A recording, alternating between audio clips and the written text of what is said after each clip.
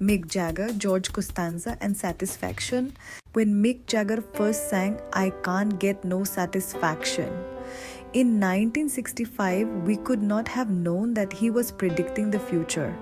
As Jagger told his biographer in 2013, he has been with about 4,000 women, a different partner every 10 days of his adult life.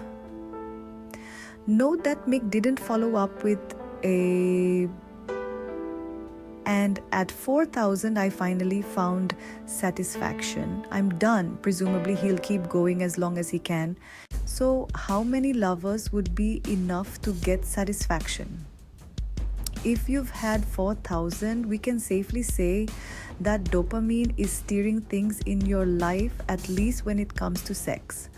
And dopamine's prime directive is more. If Sir Mick chases satisfaction another half century, he still won't catch it. His idea of satisfaction is not satisfaction at all.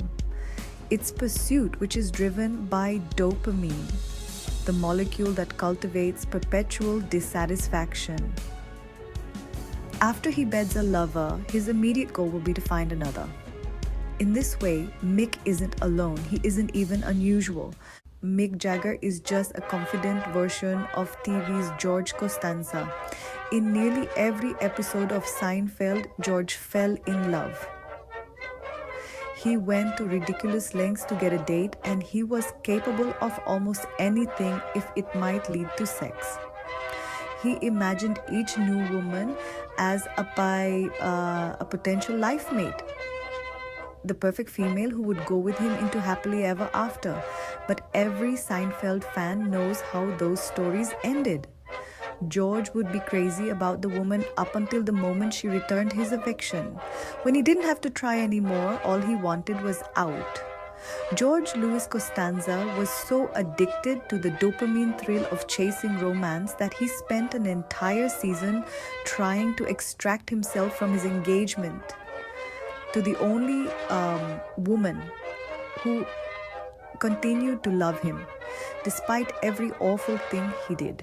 And when his fiancée died from licking toxic glue on the envelopes of their wedding invitations, George wasn't devastated.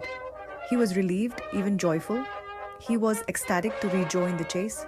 Mick is like George, and George is like all of us. We revel in the passion, the focus, the excitement, the thrill of finding new love.